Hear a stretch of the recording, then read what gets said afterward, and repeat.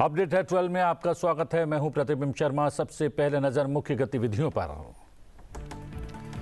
Operation सिंदूर के बाद दुनिया भर के देशों की यात्रा करने वाले बहुदलीय प्रतिनिधिमंडल के सदस्यों से प्रधानमंत्री आज करेंगे मुलाकात। शाम 7 बजे प्रधानमंत्री आवास पर होगी बैठक। प्रधानमंत्री से मुलाकात के दौरान प्रतिनिधि साझा करेंगे 33 देशों की राजधानियों और यूरोपीय संघ के दौरे का अनुभव। केंद्र सरकार ने ऑपरेशन सिंदूर के दौरान पाकिस्तान की गोलीबारी के कारण जम्मू कश्मीर के सीमावर्ती क्षेत्र में क्षतिग्रस्त हुए घरों के लिए मुआवजे के रूप में 25 करोड़ रुपए की अतिरिक्त राशि को किया मंजूर। पूरी तरह क्षतिग्रस्त प्रत्येक मकान के लिए 2 लाख, आंशिक रूप से क्षतिग्रस्त मकान के लिए 1 लाख रुपए की अतिरिक्त सहायता राशि देने की घोषणा। अपनी युवा शक्ति के कारण भारत वैश्विक चुनौतियों का समाधान खोजने में दुनिया का कर रहा है नेतृत्व, बोले लोकसभा अध्यक्ष ओम बिरला। कहा, प्रत्येक कॉलेज और विश्वविद्यालय को बनना चाहिए नवाचार और उत्कृष्टता का केंद्र। आईआईटी जोधपुर के लेक्चर हॉल कॉम्प्लेक्स 2 के उद्घाटन के बाद विद्यार्थियों को किया संबोधित। उत्तर पश्चिम और मध्य भारत भीषण गर्मी और लू की चपेट में। दिल्ली में पारा पहुंचा 43 डिग्री के पार। उत्तर पश्चिम और मध्य भारत में तापमान के 2 से 3 डिग्री बढ़ने की संभावना। पश्चिम राजस्थान के कई स्थानों पर 11 जून तक चलेगी भीषण लू।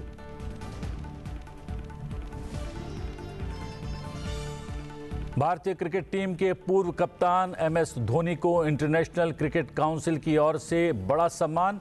प्रतिष्ठित आईसीसी हॉल ऑफ फेम में दी गई जगह।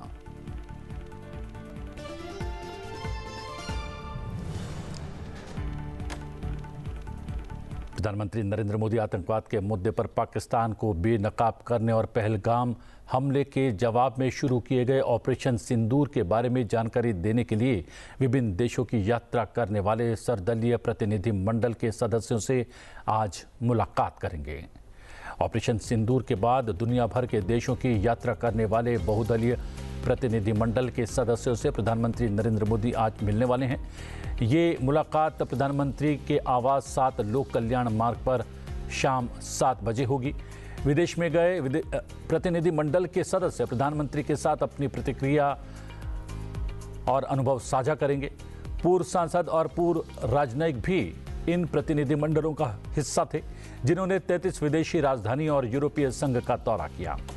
सर्वदलीय प्रतिनिधिमंडलों के कुल 7 समूहों ने विभिन्न देशों की राजधानियों का दौरा किया और आतंकवाद के खिलाफ भारत की शून्य सहिष्णुता की नीति को सामने रखा। प्रतिनिधिमंडल में एनसीपी एससीपी की सुप्रिया सूले, कांग्रेस के शशि थरूर, एआईएमआईएम प्रमुख असदुद्दीन ओवैसी और इन 50 से अधिक विपक्षी सांसद, नेता और पूर्व राजदूत शामिल थे। इन लोगों ने 30 से अधिक देशों का दौरा किया। प्रतिनिधिमंडल के सदस्यों से विदेश मंत्री एस जयशंकर पहले ही मुलाकात कर चुके हैं। उन्होंने भी प्रतिनिधिमंडल के सदस्यों के काम की तारीफ की है। हम आपको बता दें कि जर्मनी की यात्रा पर गए प्रतिनिधिमंडल की यात्रा का सारांश देख के लिए एक वीडियो तैयार किया है। इस वीडियो के माध्यम से जानते हैं प्रतिनिधिमंडल की जर्मन की यात्रा कैसे रही।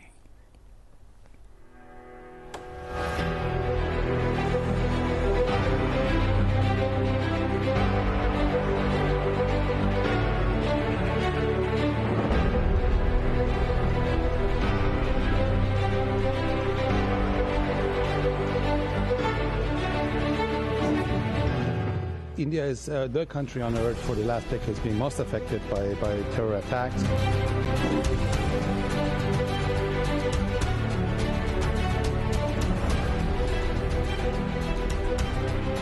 Terrorism is a global scourge, and I'm so touched by his very profound gesture of conveying strong disapproval against this menace of terrorism, which is posing a global challenge to peace, stability, and also democratic values. We strongly condemn the attack on civilians. Germany and Europe stand close to India. We support your fight against terrorism.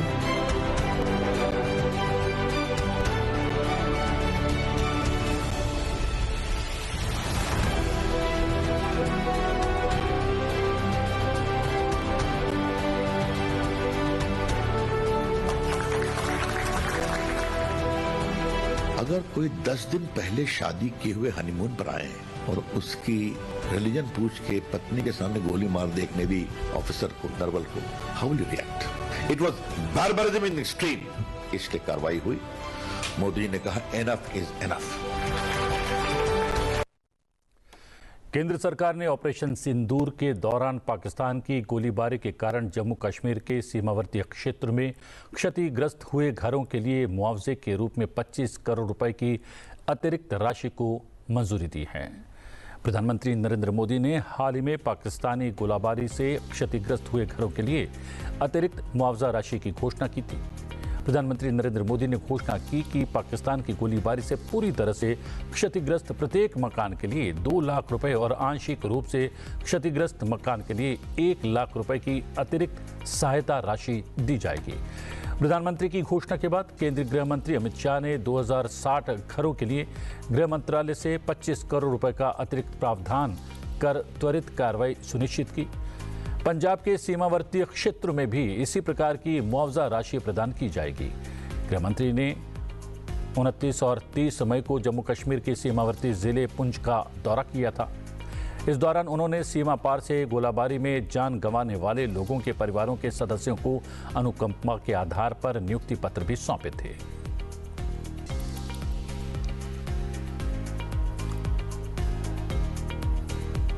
Lok Sabha अध्यक्ष ओम बिरला ने कहा कि भारत अपने युवाओं की प्रतिभा और क्षमता के बल पर वैश्विक चुनौतियों का समाधान ढूंढने में दुनिया का नेतृत्व कर रहा है। उन्होंने कहा कि भारत के मुआवजे ने देश के सामाजिक, आर्थिक और तकनीकी विकास में महत्वपूर्ण भूमिका निभाई है। लोकसभा अध्यक्ष ने युवाओं को देश की बेहतरी के लिए नवीनतम प्रौद्योगिकी और नवाचार का उपयोग करने के लिए प्रेरित किया। भारतीय प्रौद्योगिकी संस्थान जोधपुर में आयोजित एक कार्यक्रम में बोलते हुए लोकसभा अध्यक्ष ओम बिरला ने कहा कि भारत आधुनिक विज्ञान और अपनी समृद्ध आध्यात्मिक विरासत की दोहरी ताकत का उपयोग करके वैश्विक मंच पर आगे बढ़ रहा है।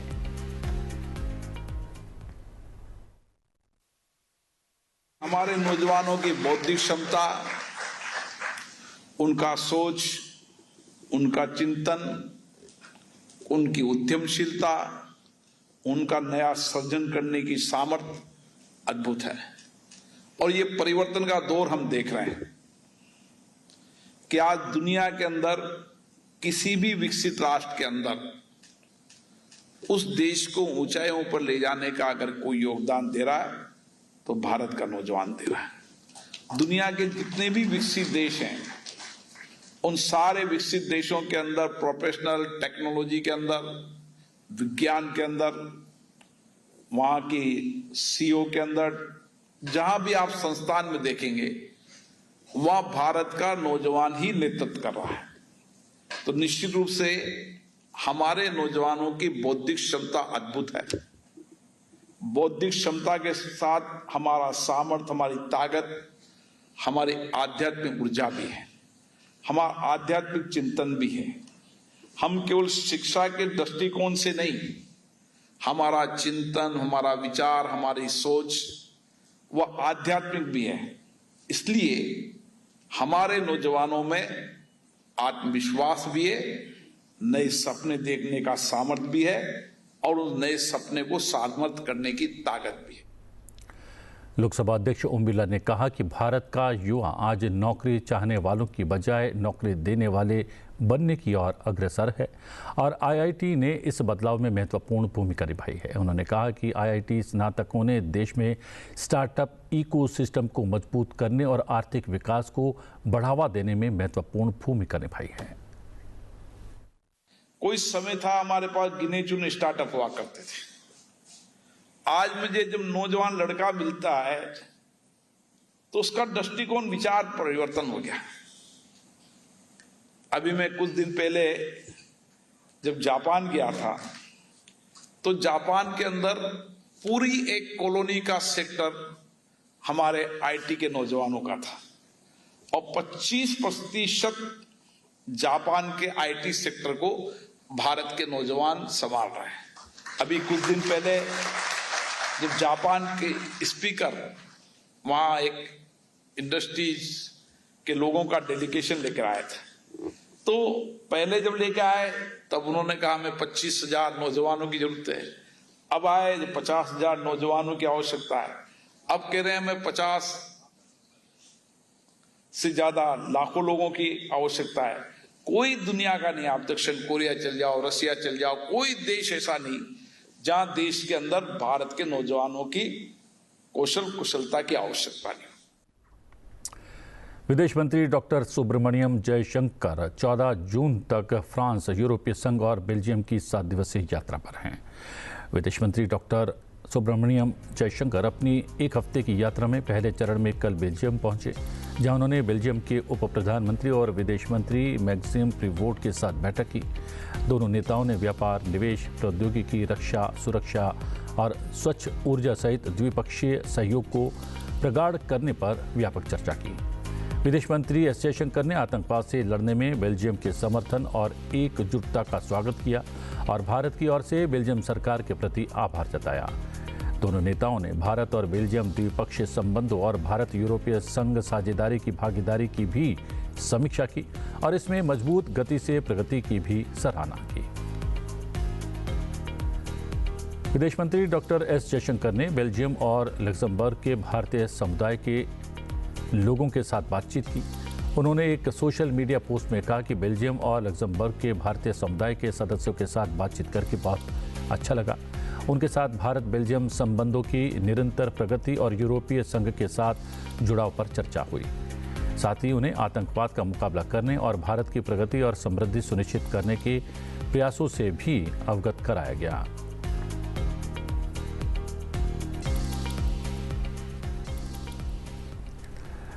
भारतीय जनता पार्टी के राष्ट्रीय अध्यक्ष जेपी नड्डा ने सोमवार को प्रधानमंत्री नरेंद्र मोदी के 11 साल के कार्यकाल की सराहना करते हुए कहा कि उनके नेतृत्व में सरकार द्वारा किए गए कार्यों को स्वर्ण अक्षरों में लिखा जाना चाहिए।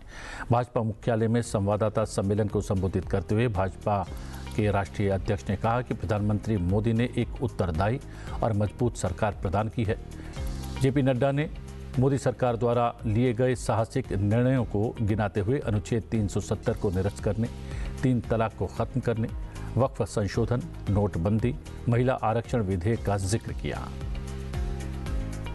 2014 से पीछे जाओ इसकी आवश्यकता नहीं है, लेकिन हमको ये याद रखना चाहिए कि that government before 2014 was full of corruption.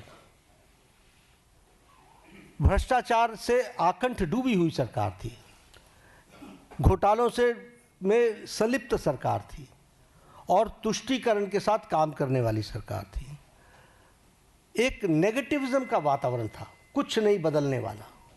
लेकिन 2014 के बाद हमने ऑप्टिमिज्म देखा है। The shift, when I talk about political culture, I talk about the shift from negativism to positivism. आज हम मतलब मैं नहीं, भारत का आम नागरिक कहता है मोदी है तो मुमकिन है। पिछले 11 साल में मोदी जी के नेतृत्व में चलने वाली सरकार ने भारत की राजनीति की संस्कृति को बदलकर न्यू नॉर्मल, न्यू ऑर्डर को स्थापित किया है। और यह सरकार एक असरदार सरकार है, इफेक्टिव गवर्नमेंट। यह सरकार दमदार सरकार है और यह सरकार मजबूत फैसले लेने वाली सरकार है, आर्थिक अनुशासन लाने वाली सरकार है। पिछले 11 वर्षों में जो आर्थिक अनुशासन लाया गया, उसके लिए जो बोल्ड डिसीजंस लिए गए और उस समय जनता को साथ ले करके किए गए। सब लोग जानते हैं कि ट्रिपल तलाक मानवता के लिए और ह्यूमैनिटी के लिए और महिलाओं के लिए एक बहुत बड़ी त्रासदी थी, ट्रेजेडी थी। लेकिन चुप बैठे हुए थे, सुप्रीम कोर्ट भी बोल रहा था। लेकिन ये बोल्ड डिसीजन लेना और ट्रिपल तलाक को समाप्त करना, जबकि इस्लामिक कंट्रीज़ में और हमारे नेबरिंग कंट्रीज़ में कहीं भी ट्रिपल तलाक नहीं है। उसी तरीके से enactment of the new Waqf act in the interest of the nation, देश के इंटरेस्ट में और उस कम्युनिटी के इंटरेस्ट में वक्फ बोर्ड बनाने की न्यू एनैक्टमेंट की आवश्यकता थी, वो बोल्ड डिसीजन लिया गया। उसी तरीके से सिटीजन्स अमेंडमेंट एक्ट, उसी तरीके से डीमोनेटाइजेशन, उसी तरीके से मोर देन 3 डिकेड्स हम विमेन रिजर्वेशन की तरफ नहीं बढ़ पाए, लेकिन 33% विमेन रिजर्वेशन देने का काम प्रधानमंत्री मोदी जी के नेतृत्व में हुआ। एक्सियोम 4 मिशन, जिसमें भारत के शुभांशु शुक्ला भी शामिल है, कल फ्लोरिडा में नासा के कैनेडी स्पेस सेंटर से लॉन्च होने वाला है। लॉन्चिंग से पहले आज air chief marshal AP Singh ने वीडियो कॉन्फ्रेंस पर बात कर शुभांशु शुक्ला को शुभकामनाएं दी हैं। हम आपको बता दें कि एक्सियोम 4 मिशन अंतर्राष्ट्रीय अंतरिक्ष स्टेशन के लिए एक 14 दिवसीय वैज्ञानिक मिशन है, जिसमें अमेरिका, भारत, पोलैंड और हंगरी के अंतरिक्ष यात्री शामिल हैं। शुभांशु शुक्ला राकेश शर्मा के बाद अंतरिक्ष में जाने वाले भारत के दूसरे अंतरिक्ष यात्री होंगे। From the Indian Space Research Organization, AX4 pilot Shubhanshu Shukla. Namaste. I am Group Captain Shubhanshu Shukla. A fighter pilot for 15 years, he was selected as one of 4 Indian astronauts in 2020. Captain Shukla, are you ready for the ride? Will you do some yoga in space like your idol Rakesh Sharma did in 1984? The first Indian astronaut, Wing Commander Rakesh Sharma, traveled to space in 1984. I grew up reading about him in textbooks and listening to his stories from space. I was deeply, deeply impressed by him. This journey that I'm on, it has been a long one for me.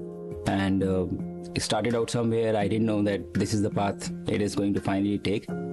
I would say that I have been extremely fortunate and extremely lucky to have gotten the opportunities to first fly all my life, which was a dream job for me, and then have the opportunity to apply to astronaut corps, and now consequently be here. The way this worked out for me was that probably a week before we arrived at Axiom was the time I came to know that I will be going. I was extremely excited to be here. I was very, very happy because this was a possibility for me to actually fly to space. You don't know how to respond to such things. Shooks his wisdom. The knowledge that he possesses, he could be 130 years old. For me, having him as my pilot in the Dragon capsule is great. He already has that operational savvy. You know, he's just wicked smart when it comes to spacecraft technologies. He is very focused and he will basically go 1, 2, 3, 4 in a record time. I don't even know how he gets there so fast. The team that I'm flying with on this mission, it is fantastic. I do feel that, I have exceptional crewmates. I will have these crew members for this one flight, but post this mission, these are going to be my friends for life. It has been an amazing journey. These are moments that really tell you that you are getting to be a part of something that is much larger than yourself. I can only say how extremely fortunate I am to be a part of this. It is my sincere endeavor through my mission to inspire an entire generation back home in the country. I want to use this opportunity to ignite curiosity among kids. Even if this story, my story, is able to change one life, it would be a huge success for me. I am Group Captain Shubhanshu Shukla and I am the mission pilot for Axiom 4 mission. विदेश मंत्रालय प्रत्येक वर्ष जून से सितंबर के मध्य लिपुलेख दर्रा और नाथुला दर्रा से कैलाश मानसरोवर यात्रा का आयोजन करता था। ये यात्रा वर्ष 2020 में कोविड-19 महामारी के कारण निलंबित कर दी गई थी और इसके बाद भारत चीन सीमा तनाव के कारण स्थगित रही। ये यात्रा अब फिर से शुरू हो रही है। केंद्र सरकार ने कैलाश मानसरोवर यात्रा के लिए सिक्किम के नाथुला और उत्तराखंड के लिपुलेखला को अस्थायी इमिग्रेशन चेक पोस्ट के रूप में नामित किया है। गृह मंत्रालय ने सोमवार को अधिसूचना जारी कर बताया कि पूर्वी सिक्किम के नाथुला और पिथौरागढ़ जिले के लिपुलेखला को यात्रियों के लिए भारत में प्रवेश और निकास के लिए वैध यात्रा दस्तावेजों के साथ अस्थायी चेक पोस्ट बनाया गया है। विदेश मंत्रालय हर साल जून से सितंबर के बीच लिपुलेख दर्रा और नाथुला दर्रा मार्गों से इस यात्रा का आयोजन करता रहा है। ये यात्रा केवल वैध भारतीय पासपोर्ट रखने वाले पात्र भारतीय नागरिकों के लिए खुली है जो धार्मिक उद्देश्यों से कैलाश मानसरोवर जाना चाहते हैं।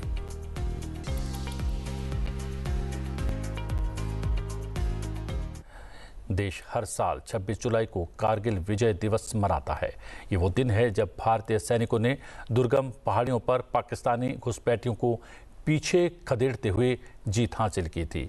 ये युद्ध भारतीय राजनीति, सैन्य रणनीति और कूटनीति के समन्वय का अद्भुत उदाहरण बना। भारतीय सेना 26वें कारगिल विजय दिवस के उपलक्ष्य में वीर जवानों की वीर गाथा और बलिदान की गूंज एक बार फिर से जीवंत करने को तैयार है।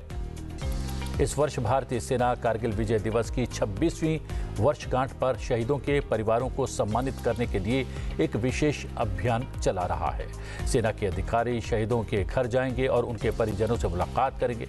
सेना के अधिकारी 25 राज्यों और 2 केंद्र शासित प्रदेशों में जाकर शहीदों के परिजनों से मिलने वाले हैं। उन्हें धन्यवाद पत्र और स्मृति चिन्ह देंगे और सरकारी लाभों की जानकारी भी प्रदान करेंगे। भारतीय सेना के इस अभियान का मकसद उन 545 वीर सैनिकों के परिवार वालों को सम्मानित करना है जिन्होंने कारगिल युद्ध में देश के लिए अपने प्राणों की आहुति दी। परिवार वालों से वीर शहीदों की यादों और विरासत से जुड़ी चीजें भी ली जाएंगी और इसे द्रास स्थित कारगिल वॉर मेमोरियल में सम्मान पूर्वक जगह दी जाएगी। इसका समापन 26 जुलाई को कारगिल वॉर मेमोरियल द्रास में श्रद्धांजलि समारोह के साथ होगा। सेना के मुताबिक ये अभियान शहीदों को श्रद्धांजलि देने के साथ ही देश की भावी पीढ़ी में सेवा और बलिदान के मूल्यों को बढ़ाएगी। भावी पीढ़ी उन वीर सैनिकों के बलिदान, साहस और देशभक्ति के बारे में जानेगी जिन्होंने 1999 में ऑपरेशन विजय के तहत करगिल की चोटियों पर भारत का परचम दोबारा लहराया था।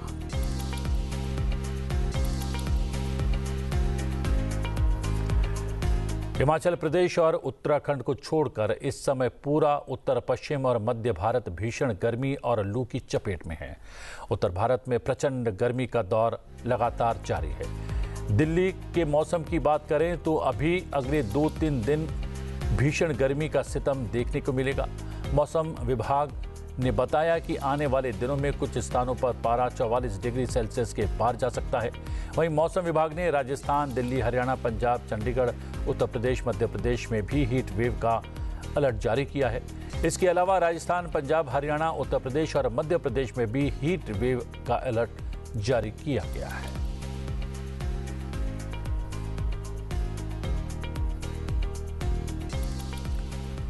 रक्षा शक्ति के 11 वर्षों में प्रधानमंत्री के प्रेरक नेतृत्व में भारत के रक्षा क्षेत्र में ऐतिहासिक परिवर्तन आया है, जिसके परिणाम स्वरूप मजबूत सीमाएं, आधुनिक सशस्त्र बल, स्वदेशी हथियार, रिकॉर्ड रक्षा निर्यात और वैश्विक विश्वास बढ़ा है।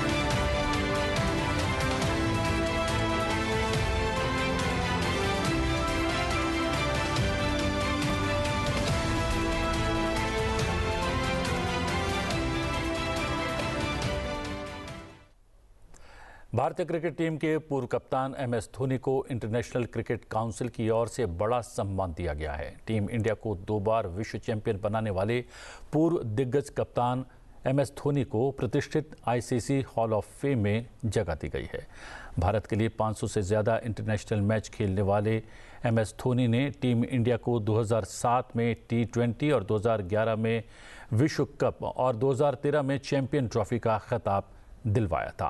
इसके अलावा वो टीम इंडिया को टेस्ट क्रिकेट में नंबर 1 रैंक पर भी ले गए थे।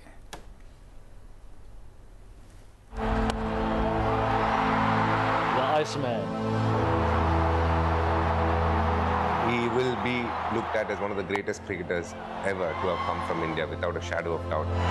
The champion at his very best. Whenever you played against him, you knew the game was never over until the finisher, he was out. Oh, goodness. Some muscle, some power. I think for me, for MS Dhoni, it's the aura of the man. You go to India and you go to any ground, it doesn't matter what team he's playing for, people are just there to see him play. And they're there to see him play because of the way he just commanded games. As an Indian captain, you are under incredible pressure. And MS Dhoni never looked like he's under pressure. And to be able to be so cool and calm and calculated as a leader, made the right decisions as a leader, speaks volumes for the man. Through the offside, it's running through, could be run out. He's got him. India win. Massive for Indian cricket in terms of how he was able to conceptualize the idea of kind of winning trophies as a team, especially in an Indian context where there's a lot of hype around individuals. He really brought in this idea that we wanted to make Indian cricket great. Till then, no home team had won a World Cup. A lot of players in the back end of their career. He knew the skill sets that people possessed. He knew the strengths of the players that he had, and he used that to an optimum. Bit of a surprise here, Mahendra Singh Dhoni coming in ahead of Yuvraj Singh. His country needs him right now. MS Dhoni felt it was his moment to go out, and he realized against that attack, he was the man, if he stayed, to take the game home. And that's exactly what he did. Dhoni finishes off in style. India lift the World Cup after 28 years. One of the iconic cricket grounds, a World Cup final, MS Dhoni, captain, promotes himself, goes in, hits the winning runs. Ravi Shastri calling it on commentary. It doesn't get any better than that. The party begins in Mumbai. His raw power is probably what sets him apart. He'll always be remembered, I think, for some of the helicopter shots and things that he's played, but you can't do that unless you've got that out-and-out strength and raw hitting power that he possesses. You will not find a cricket ball hit much harder. Everything that a coach would teach you, MS Dhoni in a way broke that. Fastest hands in the world, I'd say. If you were out of your crease for 1 millisecond, Dhoni would get you. That is brilliantly done. When I hear the name MS Dhoni, I just think of respect. The way he's carried himself over the years, the way he played the game. You knew you were up against a big rival when you walked out to play. Every captain wants to be like MS Dhoni now. It's not that easy. He is a unique character, a unique captain, a unique leader, and one of the all-time greats. In the air, Srishan takes it! India win! India win the Champions Trophy! Has won every trophy, World Cup, Champions Trophy, T20 World Cup, all the ICC titles. He had the Golden Mace as well. So he's won it all as a leader, 5 IPL titles, and the records go on. One of the greatest captains the world has ever seen. And it's an Indian captain who's been absolutely magnificent in the night of the final.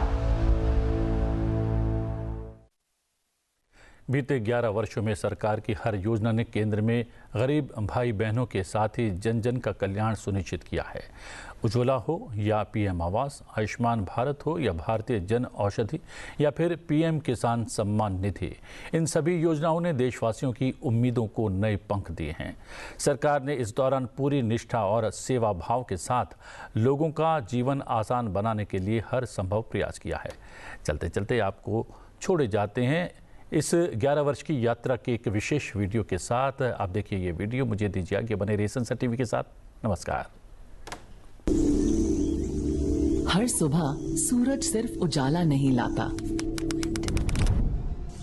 लाता है एक नई उम्मीद। उजाला तो दिखता है पर उम्मीद जो दिखती नहीं, पर हर छोटे से छोटे बदलाव के पीछे होती है। जब उज्ज्वला योजना से 10 करोड़ से ज्यादा फ्री LPG कनेक्शन मिले, तो धुएं ही नहीं, बीमारियों से भी बचाव हुआ और भविष्य को बेहतर बनाने का समय भी बचा। मुद्रा योजना से मिले 34 करोड़ से अधिक लोन से महिलाओं ने अपना कारोबार तो शुरू किया ही, एक नया आत्मविश्वास भी पाया। जब हाथ का हुनर आमदनी में बदला, तो वो कमाई कहीं बच्चों के स्कूल की फीस बनी और कहीं दवाई का खर्चा। प्रधानमंत्री आवास योजना से 4 करोड़ से अधिक परिवारों के घर पक्के हुए, तो छत का स्वाभिमान मिला और हौसलों को पंख भी। ठीक ऐसे ही जब PM किसान से 3,70,000 करोड़ पहुँचे करोड़ों किसानों तक, तो खेती की छोटी से छोटी चीजों के लिए किसी से उधार लेने की जरूरत खत्म हुई और खेतों को समय पर बीज खाद मिला, पैदावार बढ़ी और खुशियां भी। और जब कठिन मौसम से जूझी फसल, तो प्रधानमंत्री फसल बीमा योजना ने 1,75,000 करोड़ रुपए की मदद की। मौसम की चिंता नहीं रही जब नुकसान की पूरी भरपाई हुई। 16,000 से ज्यादा जन औषधि केंद्रों से 90% तक सस्ते दामों पर क्वालिटी दवाइयाँ मिली, तो गरीब और जरूरतमंद के 38,000 करोड़ बचे और लोग दवाई की पर्ची के खर्चे से घबराए नहीं। आयुष्मान भारत से 55 करोड़ से अधिक लोगों को जब 5 लाख तक का मुफ्त इलाज मिला, तो बीमार लाचार नहीं रहा। इन 11 सालों में उम्मीद ने विकास देखा, धुआं मुक्त चूल्हा देखा, पक्की छत देखी और देखा घर तक नल और बिजली, मुफ्त इलाज का भरोसा देखा। टियर 2 और टियर 3 शहरों से निकलकर बड़े होते स्टार्टअप देखे। देश को डिफेंस इंपोर्टर से डिफेंस एक्सपोर्टर बनते देखा। माननीय प्रधानमंत्री नरेंद्र मोदी जी के कुशल नेतृत्व में ये सिर्फ उम्मीदों की नहीं, उम्मीदों के सच होने की कहानी है और यही तो है विकसित भारत का अमृत काल। सेवा, सुशासन, गरीब कल्याण के 11 साल।